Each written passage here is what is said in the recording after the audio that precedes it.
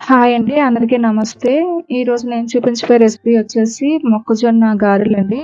ఇది రొటీన్‌గా చేసే గారెలు కాదు. మీరు ఆల్రెడీ ఫ్రెష్ కందితో చేసే గారెలు చూసుంటారు. ఇది అది కాదండి. మనం ఆల్రెడీ పాప్‌కార్న్ వేపుకోవడానికి తెచ్చుకుంటాం కదా! మొక్కజొన్నలనేది ఆ గింజలతో చేసిన గారెలనమాట. చాలా చాలా టేస్టీగా వచ్చాయి. మీరు కూడా ట్రై చేయండి. ప్రొసీజర్ ఏంటి చూసేసేయండి. ఫస్ట్ డ్రై కార్న్ అనమాట ఇవి. మనం అలా ఫ్రై చేసుకుంటే పాప్‌కార్న్‌లా అయిపోతుంటది. సో, వాటిని నేను తీసుకొని నానబెట్టుకున్నాననమాట. ఇవి హాట్ వాటర్ ఫస్ట్ నార్మల్ వాటర్‌తో వాష్ చేసేసుకున్నాను. తర్వాత హాట్ వాటర్ వేసి ఒక 5 గంటలనేది నానబెట్టుకున్నాననమాట. మీరు ఈవినింగ్ స్నాక్ కింద చేసుకోవాలంటే మార్నింగ్ నానబెట్టేసుకోండి. లేదంటే మార్నింగ్ చేసుకోవాలంటే నైట్ నానబెట్టుకుంటే వస్తాయన్నమాట. మీరు ఫ్రెష్ వాటర్‌తోని చేసుకోవచ్చు. ఇలాంటి వాటితో చేసుకుంటే ఇంకా టేస్ట్ వేరే లెవెల్ ఉంటుందన్నమాట. సో, వాటిని నానబెట్టుకున్న తర్వాత నేను గ్రైండ్ చేసేసుకుంటున్నాను. ఇలా గ్రైండ్ చేసుకున్నప్పుడు కూడా మరి మెత్త పేస్ట్‌లో చేసుకోకూడదు. బరకగా చేసుకోవాలనమాట. చాలా అంటే చాలా బాగున్నాయి. ఒకసారి ట్రై చేయండి. సో, కొద్దిగా అంటే కొద్దిగా వాటర్ పోసుకుంటూ నేను గ్రైండ్ చేసుకున్నాను. సో, చూసారు కదండీ! మన మొత్తం పేస్ట్‌లో కాకుండా చూడు బరకగా వచ్చింది. అలానే రావాలి. అప్పుడు ఆ గారెల టేస్ట్ అనేది అలానే బావుంటుంది.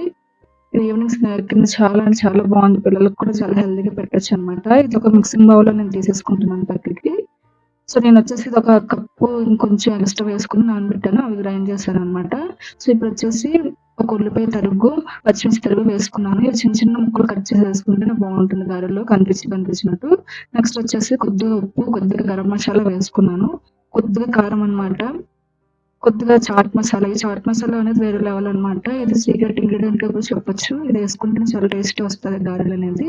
నెక్స్ట్ వచ్చేసి వేయించిన జీలకర్ర పొడి అనమాట అది. కొద్దిగా లెమన్ జ్యూస్ అనమాట. మరి ఎక్కువ చేయకూడదు. కొద్దిగా వేసుకుంటే బావుంటుంది. ఎందుకంటే మనం ఆల్రెడీ చాట్ మసాలా వేసుకున్నాం కదా! సో, నెక్స్ట్ బైండింగ్ కోసమండి రైస్ ఫ్లోర్ ఒక స్పూన్ వేసుకున్నాను. గోధుమ పిండి వచ్చేసి ఒక స్పూన్ వేసుకున్నాననమాట. ఒక స్పూన్ అండ్ హాఫ్ వేసుకున్నాను. ఇది బైండింగ్ చేస్తుందనమాట. సో, ఈ గారెలనేది చాలా అంటే చాలా టేస్టీగా వచ్చాయండి. మీరు అస్సలు ఎక్స్‌పెక్ట్ చేయరు అంత బాగా వచ్చాయి. ఒకసారి ట్రై చేస్తే బాగా తెలుస్తుంది. సో, ఇది మొత్తం కలిపేసుకోవాలనమాట. ఇందులో ఒక్క చుక్క కూడా వాటర్ ఎక్స్‌ట్రా మనకు అవసరం లేదు. మనం గ్రైండ్ చేసినప్పుడు తప్ప.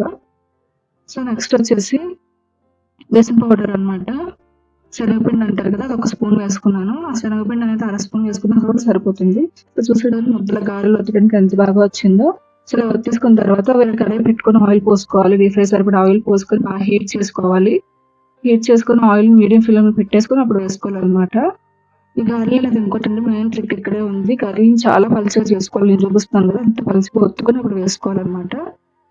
సో, మీ చేతి మీద రాకపోతే ఏదైనా పాలిథీన్ కవర్ మీదైనా ఒత్తుకోవచ్చు. చాలా పలుచగా ఒత్తుకుంటేనే గారెలనేవి బాగా ఫ్లఫీగా వస్తాయన్నమాట. యాక్చువల్లీ ఇందులో ఏంటంటే మనం ఆ గారెలు పర్ఫెక్ట్‌గా వచ్చాయా లేదా అనే దానికి ఆ గారెలనేవి పొంగాలన్నమాట.